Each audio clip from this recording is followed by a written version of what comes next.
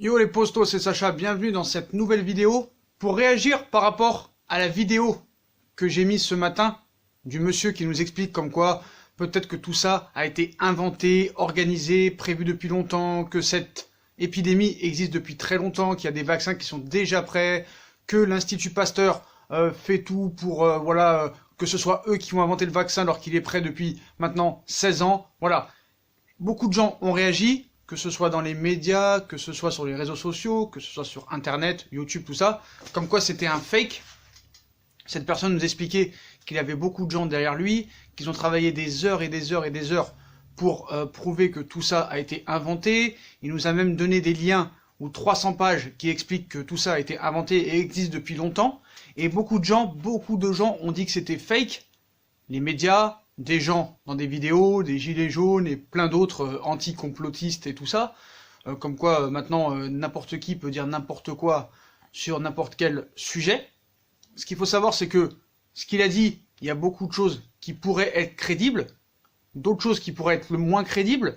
En tout cas, on a vu une réaction aujourd'hui par rapport à ça, où quelqu'un explique vraiment que c'est du fake. Et après vous avoir dit ces arguments, on va vraiment voir si c'est fake ou pas, parce que à la fin de ces explications, il y a quelque chose que je comprends pas et que je voudrais qu'on m'explique. Si cette personne vraiment, hier, a fait cette vidéo fake, qui a été partagée plus de 1,5 million de fois, je crois, ce qui est quand même énorme, parce que lui, il nous explique qu'il n'est pas complotiste, qu'il n'est pas Illuminati, qu'il n'est pas croyant, qu'il veut pas faire de buzz et tout. Il dit qu'il a beaucoup de personnes derrière lui, mais après, il était tout seul. Il a dit non, je vais pas donner de nom, parce que peut-être que ça n'existe pas. Donc voilà. Certes, ça peut être un fake, comme ça peut être la réalité des choses. Voilà. Quoi qu'il en soit, il se passe des choses derrière tout ça. Voilà, quoi qu'il en soit. Que ce soit fake ou pas. Donc on va vous expliquer un petit peu cette personne-là, Oxnet ou je sais pas quoi, là, qu'on m'a envoyé, là. La réaction par rapport à cette vidéo d'hier, de ce monsieur qu'on vous a dit ce matin, qu'on vous a mis ce matin sa vidéo. Il nous explique pourquoi c'est du fake. Et après, on essaiera de voir ses arguments pour voir si vraiment il est convaincant. Et à la fin, je vous dirai un petit peu mon analyse pour savoir vraiment si c'est fake. Et il y a un truc qui me dérange dans tout ça, et on va savoir ce que c'est à la fin de la vidéo, donc restez branchés. Donc, apparemment, ce virus n'a pas été inventé par les Français, donc il lui répond à cette personne qui a fait cette vidéo hier. Donc il dit, dans un précédent article qui incriminait un brevet d'intention de cette maladie par les Américains et les Chinois, nous vous disions que l'édit brevet était en réalité un brevet sur l'isolation du virus que l'on dépose pour authentifier que l'on est le premier à avoir découvert le virus isolation et non un brevet d'invention d'un virus. Donc non, ce virus n'a pas été créé en 2003 aux USA. De plus, il est faux de laisser penser qu'il a été breveté parce que ce virus a été créé ou parce qu'il est protégé. Et en effet, le terme brevétaire, dans ce cas, veut simplement dire qu'ils sont les premiers à avoir réussi à isoler ce virus en laboratoire aux États-Unis.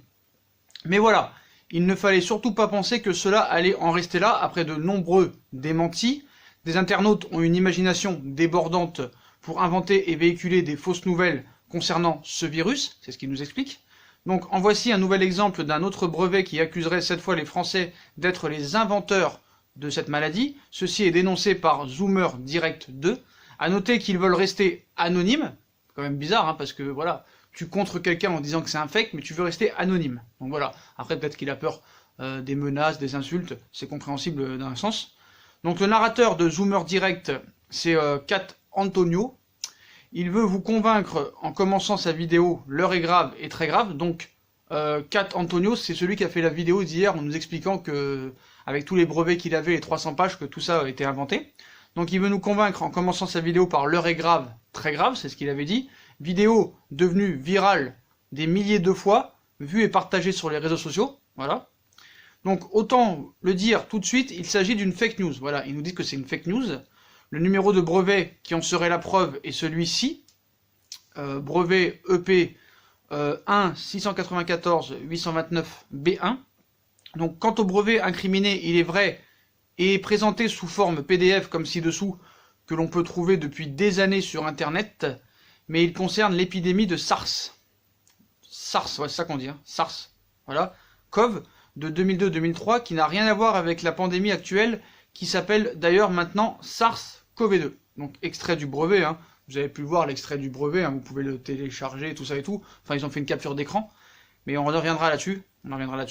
Mais ce n'est pas un brevet d'inventeur, d'après lui. C'est en fait un dépôt officiel de tout ce qui a été constaté à propos de ce virus par divers organismes et chercheurs cités sur ce brevet.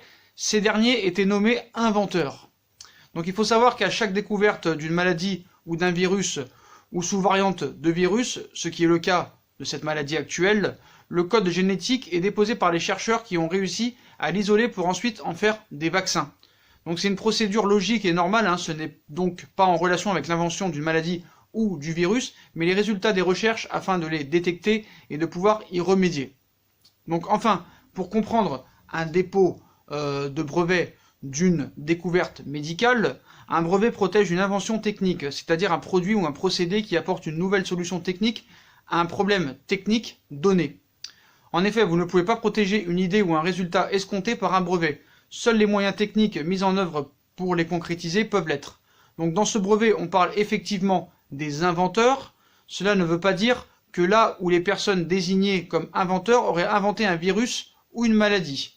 C'est juste un terme pour nommer une personne ou un organisme qui a constaté un fait lors de ses recherches et qui est mentionné dans le brevet. Donc voilà. Donc il se défend de cette fake news, voilà, c'est tout à son honneur tout ça, mais je trouve ça quand même un peu léger. Donc, hier, Antonio qui sort cette vidéo, on nous dit c'est un fake.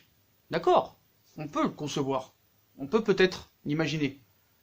On sait très bien que quand il y a des histoires comme ça, de maladies, d'attentats, de grèves, de réforme des retraites, tout ça, on parle toujours de complot, de théories, de tout ça. Voilà, qui est du fric derrière, comme j'ai dit, hein, le seul patron de ce monde, c'est les billets verts, voilà, il faut être très clair là-dessus, ça fait longtemps que ça existe, il est au-dessus de tout le monde, donc c'est ni Trump, ni Poutine, ni Macron, ni Kim Jong-un qui sont les boss, c'est les billets verts, c'est l'argent, c'est le flouze, c'est l'oseille, c'est le pognon qui est le maître de ce monde.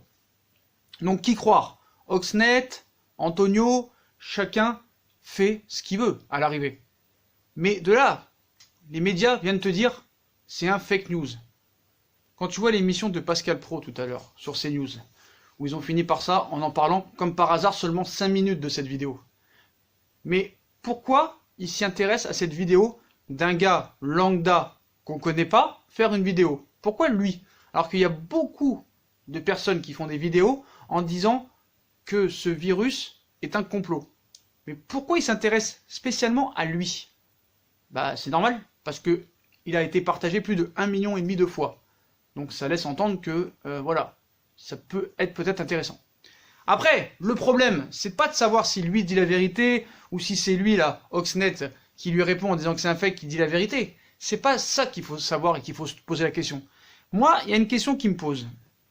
Donc, depuis qu'il a sorti la vidéo, Antonio, hier, tout le monde s'est empressé d'aller télécharger le PDF, le document, le brevet de 300 pages.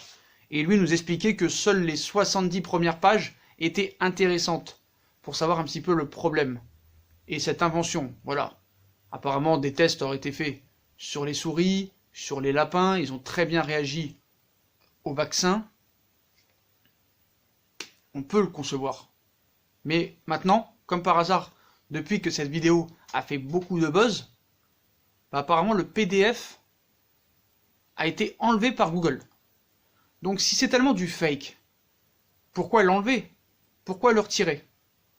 Ils l'ont enlevé. Il y a quelques heures, ils ont enlevé le brevet. Voilà. Alors au début, moi je crois que c'était mon téléphone qui ne marchait pas, mais les liens n'existent plus.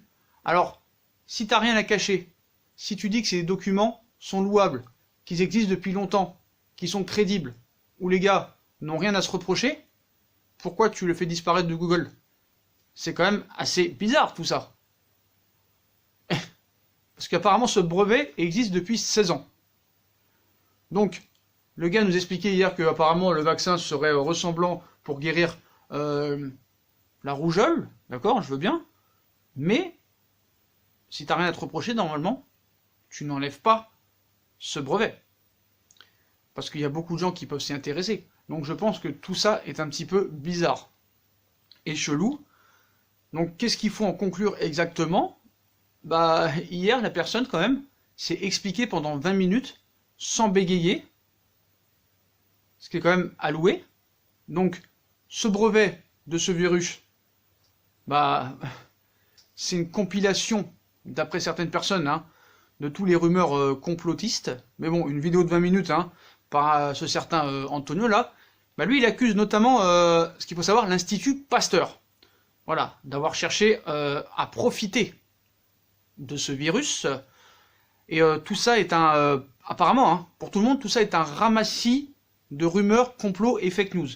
Moi je veux bien, d'accord, mais en tout cas, il y a des choses qu'il dit, même si pas toute la réalité de sa vidéo est vraie à 100%, il y a quand même des choses qui peuvent nous mettre dans la tête à penser que peut-être tout ça, derrière, il n'y a pas que la maladie. Il y a autre chose. Il y a d'autres enjeux. Il y a d'autres enjeux. Voilà.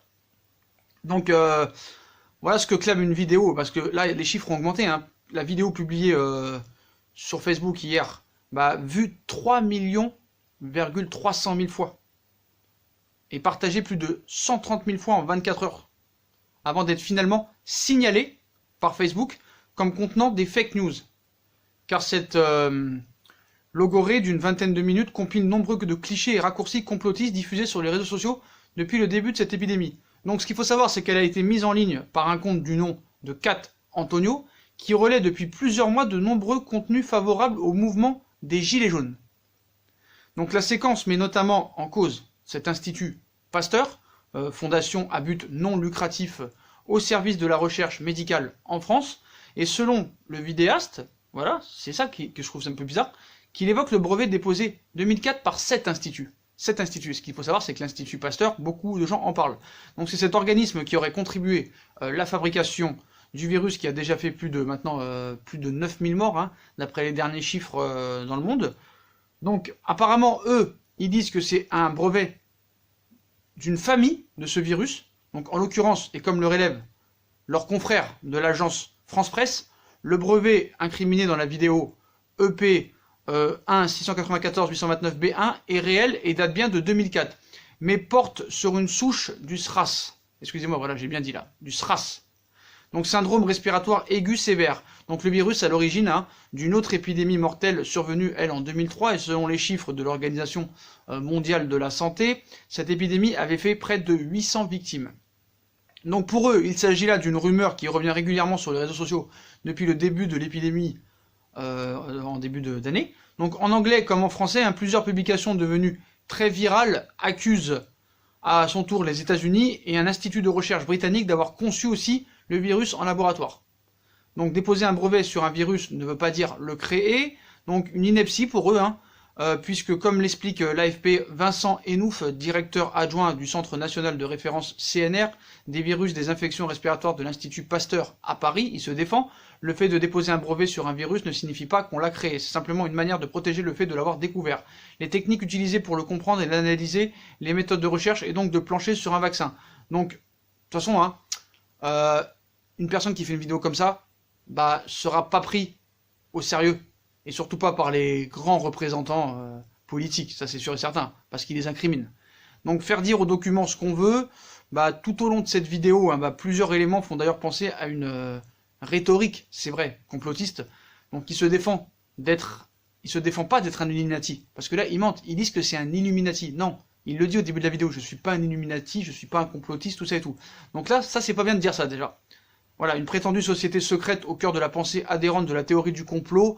Voilà, quand il dit qu'il a beaucoup de gens derrière lui, ça c'est vrai que c'est un peu bizarre, parce qu'il était tout seul. Voilà, donc il y en a qui disent que c'est un complotiste, que c'est un franc-maçon, voilà, qui veut profiter de faire un peu de boss, tout ça. Donc, sauf que, comme l'exemple du brevet l'a prouvé, les arguments avancés sont en réalité le fruit d'une lecture erronée, des documents qui, eux, existent réellement. Des erreurs d'analyse volontaires, ou juste des erreurs d'analyse qui font dire à des documents autre chose, ce qui signifie en réalité, comme le note... je sais plus comment ça s'appelait, Conspiracy Watch, ou je sais plus quoi, je sais plus si c'est ça exactement, un organisme spécialisé dans la lutte contre les complots et les fake news en fait. Donc voilà. Donc après, un exemple de cela réside dans l'exemple du laboratoire P4 sur lequel Antonio, il s'est épanché logiquement, et lui qui sert à expliquer que le virus aurait été fabriqué avant de réussir à s'échapper du laboratoire comme par magie. Donc en l'occurrence, comme l'explique notamment le spécialiste de la lutte contre les théories du complot, les laboratoires P4 existent et travaillent sur les virus les plus dangereux de la planète. Ils étudient ainsi des agents pathogènes au taux de mortalité très élevé en cas d'infection. Donc or, ce qui fait que Antonio s'emballe, c'est qu'il existe un laboratoire de ce type à Wuhan, l'épicentre de l'épidémie de ce virus qui est en cours, hein, un laboratoire fruit d'un partenariat franco-chinois, qui plus est.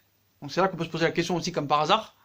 Mais là encore, l'auteur de la vidéo complotiste, parce que c'est eux qui le disent, c'est pas moi, hein, tord les faits, hein, les laboratoires P4 ne traitent absolument de virus comme il y a actuellement, mais d'agents bien plus létaux. Donc il n'y a donc aucune chance que le labo de Wuhan ait cherché à créer une arme chimique qui se serait malencontreusement échappée, comme dans un mauvais blockbuster. Bah après, ils peuvent dire ce qu'ils veulent, hein. Lui, il peut dire ce qu'il veut, eux, ils peuvent dire ce qu'ils veulent. Et en fait, à l'arrivée, là, lui, il va parler, l'autre, il va se défendre. Ceux qui se défendent, bah après, Antonio, peut-être qu'il va refaire une vidéo aujourd'hui ou demain pour répondre à ça, et ça s'arrêtera jamais à l'arrivée. Ça s'arrêtera jamais. Donc à l'arrivée, en fait, tout le monde profite de ça, en fait. Donc invention, pas invention, complot, pas complot, théorie, pas théorie. À l'arrivée, en fait, ça sert à beaucoup. Donc voilà, en outre, comme l'a expliqué l'épidémiologiste américain Trevor Bedford, le génome du virus actuel, hein, il existe différentes souches de ce virus dans la nature et est parfaitement compatible avec des mutations naturelles, mais pas avec une conception en laboratoire. En ce sens, il ne peut pas avoir été créé, mais a bel et bien été transmis par un porteur animal à l'homme. De fait, la souche du virus qui se propage actuellement est extrêmement proche du virus dont est naturellement porteuse la chauve-souris. Donc les fausses chauves-souris du laboratoire P4, à ce propos le vidéaste, hein, ce qu'il faut savoir hier, avait affirmé d'ailleurs que des tests auraient été effectués sur des chauves-souris par le laboratoire P4 de Wuhan, apparemment ce qui est faux. Eux ils se défendent que c'est faux. Il s'agit d'une rumeur infondée et colportée depuis le début de l'épidémie sur les réseaux sociaux. Tout ça parce qu'un mec a mis une chauve-souris dans une soupe. C'est vrai que ça on peut se poser la question parce que les Chinois ça fait longtemps qu'ils mangent beaucoup de trucs bizarres dans leurs plats. Donc voilà, c'est quand même bizarre. Il aurait pris une chauve-souris, le gars qui se serait échappé, il l'aurait mis dans la soupe. Tout ça est assez chelou. D'ailleurs cette personne qui a mis cette chauve-souris dans la soupe, c'est lui, dans les réseaux sociaux, on met la photo de ça, on l'incrimine, mais lui on sait pas où il est en fait. On lui a jamais posé une question à celui-là. Bref. Donc chercheur du CNRS de l'INSERM Institut Pasteur durant sa vidéo, Antonio accuse donc, au moyen de différents arguments fallacieux, les scientifiques français d'avoir conçu dans un laboratoire chinois ce virus mortel. Donc avec, et à en croire l'auteur de la vidéo, un but final, celui d'engranger des profits. Voilà, il accuse ça. Ça profitera à ça. Donc alors même que les laboratoires du monde entier sont à pied d'œuvre pour tenter de trouver un remède à la pandémie, enfin c'est ce qu'on nous explique, hein, et que l'économie mondiale traverse une crise terrible, bah cette vidéo, elle assure sans trembler qu'un vaccin existe déjà, et en réalité, et que les laboratoires n'attendent plus que de le vendre. Voilà. Donc, on peut penser que c'est des accusations lunaires, hein, et qui ont même poussé l'Institut Pasteur à démentir formellement, qui s'en prennent pêle-mêle à Agnès Buzyn et à son mari, Yves Lévy, qui fut PDG de l'INSERM, Institut National de la Santé et de la Recherche Médicale, ou encore l'ancien ministre de l'Intérieur Bernard Cazeneuve, faisant fi de toute réalité économique, et oubliant que la recherche coûtera finalement infiniment plus qu'elle ne rapportera dans la lutte de ce virus. Donc voilà, politique, oseille, complot, théorie, profit. À l'arrivée, on pourra se poser toutes les questions. Est-ce qu'on saura la vérité? Bah, comme beaucoup de choses qui se sont passées dans le passé, tous les grands événements, tous les drames qui se sont passés dans ce monde depuis très longtemps, à l'arrivée, on n'a jamais vraiment su la vérité. Et là, je pense qu'on la saura jamais, en fait. Donc, dans sa tête, on peut s'imaginer tout et n'importe quoi. L'arrivée, on l'aura pas. Et la vérité, excusez-moi, on ne l'aura pas. Après, c'est sûr que s'il se passe certaines choses dans plusieurs semaines, voilà, tu vois qu'apparemment, la fédération italienne de football a décidé de reprendre le championnat le 3 mai. Il y en a qui te disent que les championnats reprendront fin avril, début mai. Donc s'ils parlent de ça, peut-être qu'ils ont eu des informations comme quoi ça devrait se calmer mi-avril et que début mai, peut-être que les gens pourront reprendre le cours normal de leur vie. Donc voilà. Donc moi, je suis ni du côté de Antonio, ni du côté de ceux qui lui ont répondu pour défendre que c'était un fake. Moi, j'écoute, je regarde, j'essaie de me mettre dans la tête, mais c'est vrai que moi c'est 50-50, parce que je vais pas dire que je suis un complotiste moi aussi, mais tout ça est assez bizarre, tout ça arrive à un moment quand même assez aussi bizarre, donc on peut penser beaucoup de choses, chacun peut penser ce qu'il veut, on peut penser que c'est un complot, comme on peut penser que c'est juste un virus, on peut penser peut-être que tout ça a été organisé, inventé, chacun peut se faire son opinion. Mais on ne peut pas assurer à 100% que ce soit juste un virus, et on ne peut pas assurer à 100% que ce soit un complot. C'est pour ça que chacun doit se faire sa définition des choses. Mais quoi qu'il en soit, on ne pourra pas nier que derrière tout ça, parce que c'est quand même le monde entier qui est impliqué, on est tous dans la même merde, c'est le monde entier qui est impliqué. C'est pas seulement un continent, ou une ville, ou un pays, c'est le monde entier. Plus de 147 pays sont touchés. Il y a eu 94 morts de plus en France, l'Espagne ça grandit, l'Allemagne ça grandit, voilà, il y a eu presque plus du triple de morts par rapport à hier en France. Et en Italie ça ne s'arrête pas, plus de 2900 morts. C'est quand même assez grave, mais bon, moi je pense qu'on nous cache beaucoup de choses aussi sur ces morts. À un moment on nous explique que c'est que les vieux qui sont touchés, après on nous dit il y a de plus en plus de gens de moins de 60 ans, voilà, t'as Macron qui te dit dimanche vous pouvez aller voter, mais vous pouvez pas sortir.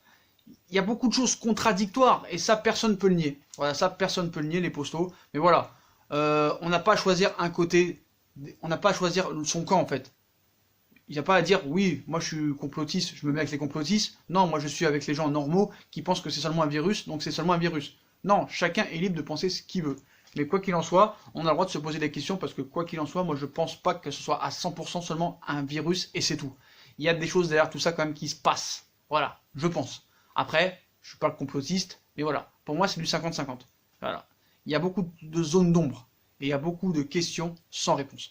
Voilà les postos, donc dites-moi ce que vous pensez de cette réaction de cette personne qui a décidé de rester anonyme, plus les médias qui disent que c'est un fake news, tout ça et tout. Dites-moi en commentaire ce que vous en pensez. N'hésitez pas à commenter, parce que c'est un plaisir de vous lire. Et j'ai vu les commentaires dans les précédentes vidéos. C'est vraiment très très intéressant de vous lire, voilà les postos. Et n'hésitez pas à liker un maximum, à partager, à commenter, à nous suivre sur les réseaux sociaux ainsi que sur Utip, qui sera en bas en description. N'hésitez pas aussi à vous abonner à ma chaîne ici, Sacha Benita, en activant la cloche aussi pour recevoir les vidéos. Et n'hésitez pas aussi à vous abonner à ma deuxième chaîne YouTube No Feeling. Comme vous savez, on a repris les vidéos et là on va en refaire une bientôt. Je vais en refaire une dans un jour ou deux, je pense. Donc voilà, n'hizitez pas à aller vous abonner. Elle sera en lien en description. Je compte sur vous. Voilà les postos. Je vous souhaite une bonne soirée et à plus tard dans une nouvelle vidéo les postos. Et prenez soin de vous surtout, c'est très important. Tchuss.